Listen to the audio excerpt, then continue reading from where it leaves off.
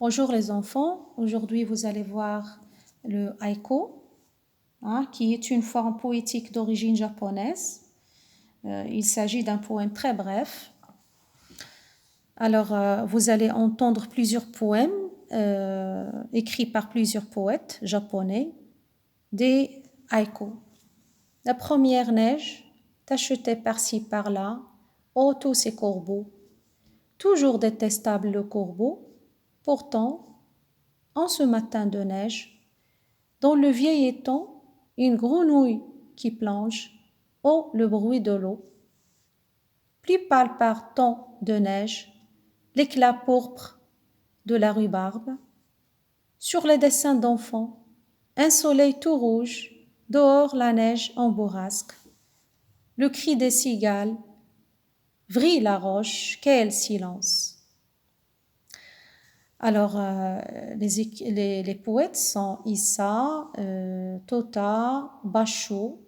Les recueils d'où on a tiré ces poèmes sont Plus pâle par temps de neige, Le cri des cigales et Sur les dessins d'enfants.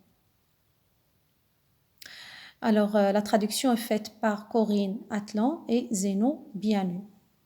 Voilà. Alors, pour les mots difficiles, vous avez ici la rhubarbe. C'est une plante aux tiges rouges, bourrasque, mouvement brusque et passager. Vous avez déjà vu ce mot. Le verbe vriller, c'est percer. On perce le mur pour accrocher un tableau. Ou, avec l'accent circonflexe, on l'utilise pour s'adresser à quelque chose de personnifié. Ici, on s'adresse à l'eau. Alors, les haïkus sont des petits poèmes japonais. Ces poèmes ont beaucoup de points communs. De quoi parlent-ils?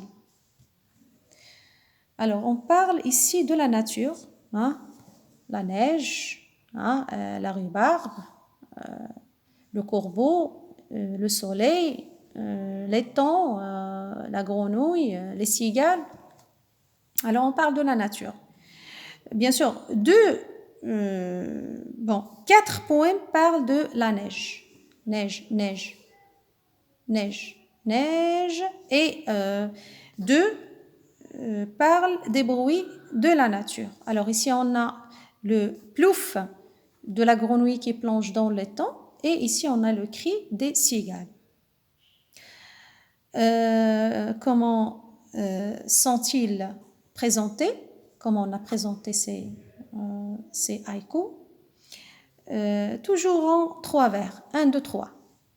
Une seule phrase. On a une seule phrase qui commence par la majuscule. Et il n'y a pas de virgule. 4 phrases n'ont pas de point final. Ici, on n'a pas de point final. 4 phrases sans verbe. Ici, on n'a pas de verbe.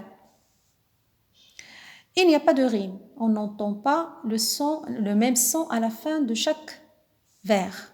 On n'entend pas le même son. Alors, que font les poètes pour provoquer une émotion chez leurs lecteurs? Alors, pour cela, on doit chercher ce qui est commun à tous les poèmes. On va trouver les contrastes. Les contrastes sont des oppositions, sont des contraires. Ici, on a des contrastes très forts. Alors, par exemple, le blanc de la neige avec le noir du corbeau. Et on a le blanc de la neige avec le rouge, avec le rouge de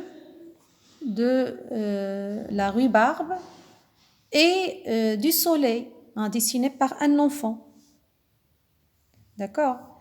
Alors, et on a la vieillesse avec la vie énergique de la grenouille qui plonge dans l'étang. On a le cri et le silence. Ce sont des contraste qui provoque une émotion chez le lecteur. Alors, il y a aussi autre chose. Alors, les poèmes sont brefs. On a seulement 3 vers. Cela rend les contrastes encore plus forts, parce que les mots qui contrastent sont très proches l'un de l'autre. Alors, par exemple, le cri ici est proche du mot silence. Voilà. Alors, je peux poser la question, ces contrastes provoquent-ils toujours la même émotion? Est-ce qu'ils provoquent la même émotion? On comprend que non. Alors, chaque poète ressent une émotion différente. Un poète est irrité par les corbeaux, qui posent des taches, ici, qui posent des taches noires sur la neige. Tous les corbeaux, tous ces corbeaux. L'autre apprécie, le corbeau détestable, il apprécie parce qu'il il lui fait voir la beauté de la blancheur de la neige. Il l'apprécie. Alors, l'un voit le rouge pâlir, le rouge de la rhubarbe pâlir, il devient moins clair, il s'éteint dans la blancheur de la neige. Et l'autre fait sentir la chaleur du soleil. Alors, dans un matin très froid, de neige en bourrasque. Alors ici, l'un entend le bruit du milieu, l'un entend le bruit au milieu du silence, l'autre entend le silence malgré le bruit. Le cri ici et le silence là. L'un entend le bruit au milieu du silence et l'autre entend le silence malgré le bruit. Voilà. Alors, dans 4 haïkus, il n'y a pas de verbe. Ici, il n'y en a pas de verbe. Le poète cherche à faire partager une impression, quelque chose. Alors, dans 4 haïkus, la phrase n'est pas terminée par un point. Ici, on a des phrases qui ne sont pas terminées par des points. Alors, c'est une manière de dire au lecteur que ce n'est pas fini, qu'il peut continuer à laisser les mots résonner en lui, à laisser venir des images dans sa tête, à s'installer devant le spectacle de la nature. Voilà. Alors, on ne peut pas faire la deuxième question, ça doit se faire en classe. Alors, à ton tour, écris un haïku. Vous allez ici essayer d'écrire un exemple d'un haïku. Bien sûr, vous avez devant vous ce paysage.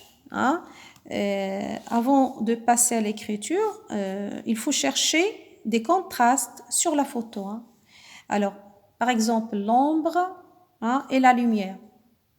Vous avez l'eau et la terre. Vous avez le calme et le bruit des canards. Le bruit des canards ou bien les canards qui peuvent perturber ce calme. Alors, j'espère que vous allez trouver un haïku. Allez, au revoir et à bientôt.